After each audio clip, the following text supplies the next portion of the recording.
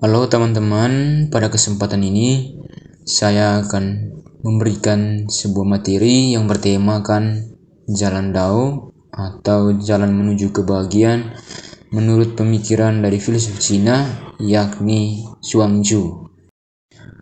Pada poin yang pertama, kita akan membahas mengenai siapa itu Zhuangzi atau Zhuangzi. Zhuangzi atau yang dikenal dengan Zhuangzi adalah salah satu filsuf besar Tiongkok kuno pada abad keempat sebelum Masehi, tepatnya pada tahun 369 sampai 286 sebelum Masehi.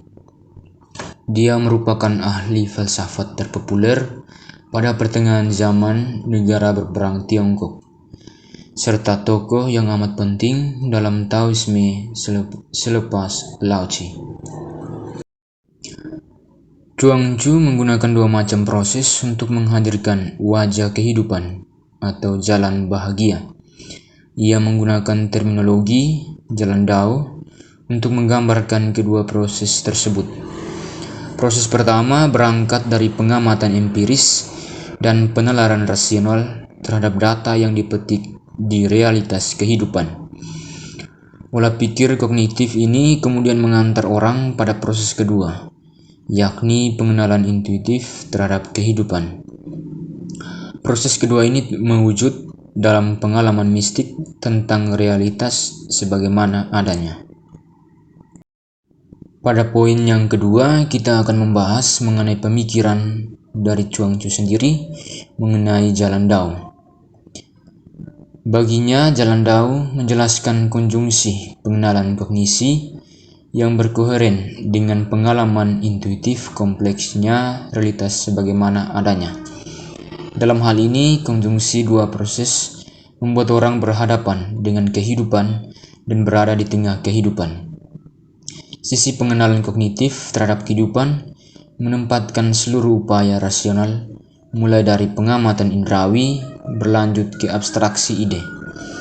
Proses ini menjarakan seseorang dengan kehidupan.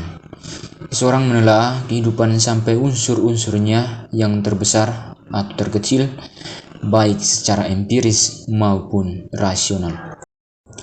Proses pengenalan empiris dan rasional mengandaikan prasyarat acuan alat dan cara, sarana, dan metodologi yang mendetail.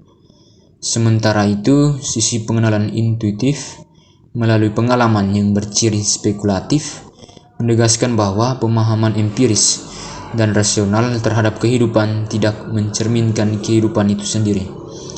Seorang pemikir perlu melampaui kotak pengenalan empiris dan rasional. Ia perlu melanjutkan langkahnya sambil berbekal pengenalan empiris dan rasional pada yang dibawanya dalam ransel pengetahuannya. Zhuangzi kemudian mempertanyakan mengenai esensi kebahagiaan yang sejati dan bagaimana orang mengalami kebahagiaan tersebut. Pertanyaan tersebut tidak bersifat negasi. Zhuangzi mengandaikan pengenalan dan pemahaman kognitif dalam menjalani kehidupan. Alih-alih bertentangan satu sama lain, pengenalan dan pemahaman di satu sisi akan berkorelasi dengan pengalaman di sisi lain. Kedua kemampuan alamiah manusia ini saling melengkapi ketika seseorang berusaha hidup selaras dengan jalan Dao atau mengusahakan wawasan yang afirmatif dalam kehidupan. Selanjutnya, apa relevansi aktivasi kemampuan kognitif dan mengalami kehidupan mengikuti jalan Dao bagi upaya untuk menjadi bahagia? Zhuangzi kemudian berargumen bahwa saat seseorang menggunakan kedua kemampuan tersebut dalam mengusahakan kehidupan di jalan Dao, saat itu pula ia mengalami kebahagiaan. Bagi Zhuangzi, kebahagiaan yang dialami seseorang ini menunjukkan bahwa kebahagiaan yang dialami itu bergantung kepada sesuatu yang melekat pada dirinya dan lingkungan. Aktivasi kemampuan alamiah bawaan ini masih bergantung pada lingkungan sekitarnya. Pengenalan kognitif dan pengalaman manusia bergantung pada persepsi dan masih bersentuhan dengan hal-hal atau benda-benda di sekitarnya.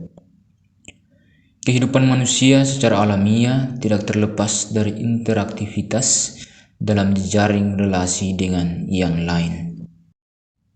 Oleh karena itu, manusia masih membutuhkan nama atau konsep, termasuk perspektif untuk mengenali sesuatu, masih membutuhkan pencapaian untuk sesuatu yang diinginkan, masih mengandalkan kepemilikan yang menjadi ciri keberhasilan dan pencapaian, dan sarana untuk menikmati kehidupan.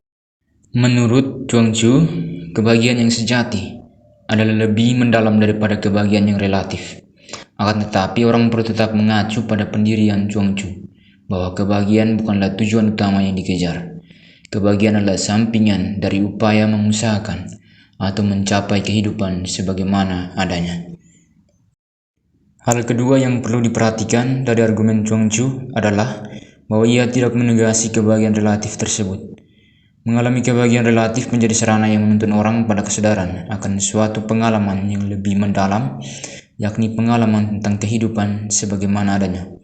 Karena itu Chuang-Tzu mengingatkan bahwa kebahagiaan relatif itu hanyalah sebuah pengalaman yang mendekati kesempurnaan. Jika kebahagiaan relatif tidak dinegasi, mengikuti kemampuan alami bawaan atau jalan dao, berarti kognisi dan pengalaman realitas sebagai sebuah keutuhan adalah prasyarat bagi pencapaian kehidupan yang sempurna. Bagi Chuang-Tzu, kehidupan yang sempurna berarti ajakan untuk menempuh jalan yang tidak terbatas atau infinity.